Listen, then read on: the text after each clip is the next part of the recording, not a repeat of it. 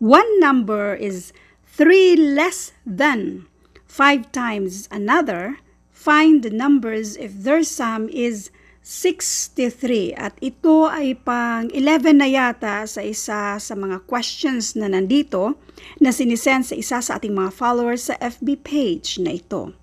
Para sa magtatanong kung nasaan na ba yun ma'am yung mga previous na mga videos na nandito, ilalagay ko siya sa yung links, ilalagay ko sa description ng video ito sa ating YouTube channel na Solving Math with Leonalyn.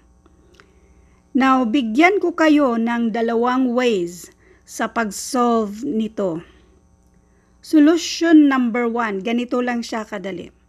Tingnan yung mga choices kung saan dyan yung nag-total ng 63. Isa lang yung nag-total ng 63 dyan. Ito lang si letter A. 11 plus 52 and that is 63.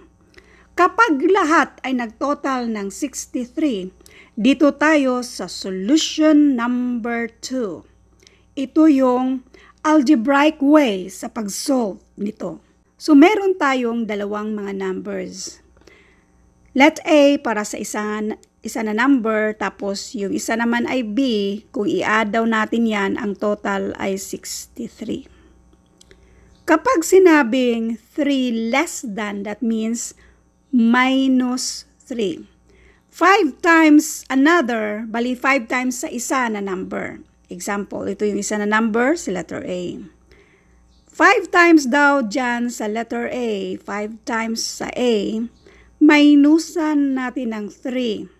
Yan yung isang number na yan.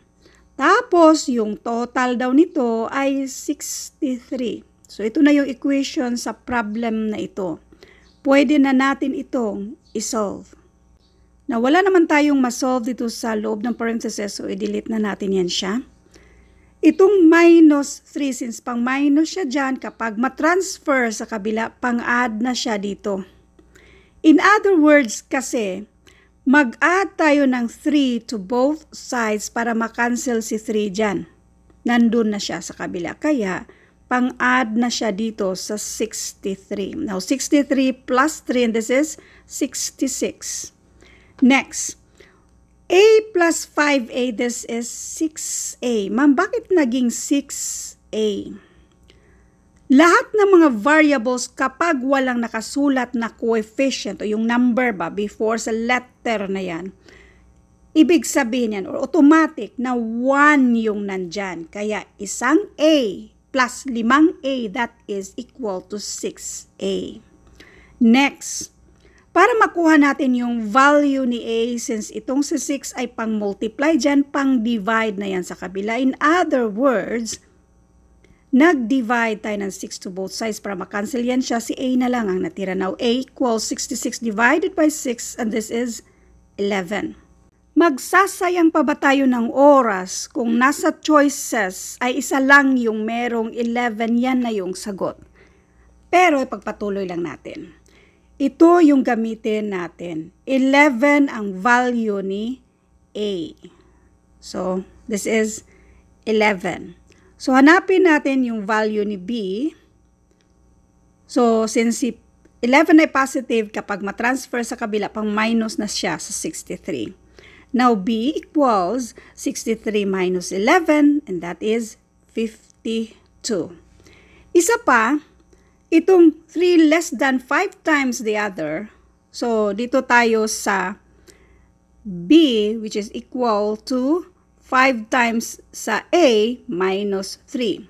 Yung value ni A natin ay 11. So, yan ay multiply natin sa 5 minus 3. Yan yung value ni B, yung pangalawang numbers natin. 5 times 11, and this is 55. 55 minus 3 equals 52. Ganun pa rin siya. So, yung isang number ay 52.